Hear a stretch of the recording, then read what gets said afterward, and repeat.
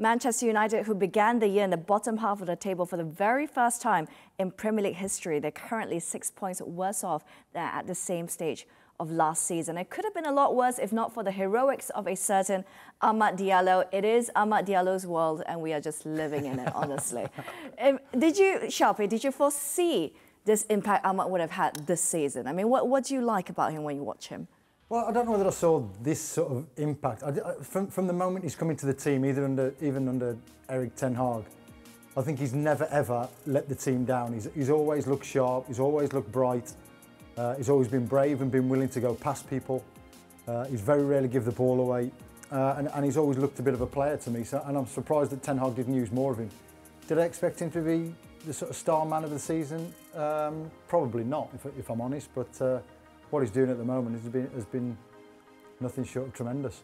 Lee's being a bit modest because early part of the season when we were travelling over here together, it was one of the United players that Lee mentioned to me that he could just break out this season. So where he got his information from, I don't know, but he certainly has. But there is this perception that Diallo is still a baby, he's wet behind the ears, but he's not. He's 22 years of age, he's an international footballer for the Ivory Coast. United signed him from Atalanta. He went out on loan at Glasgow Rangers. He went out on loan at Sunderland.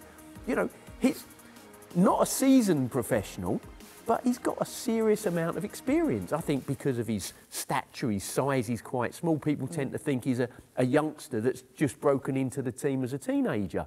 He's got a lot of experience, you know. To be fair, 22, I'll still consider that pretty young. Well, it sounds young to me, of course, but... Oh, my career was over by 22.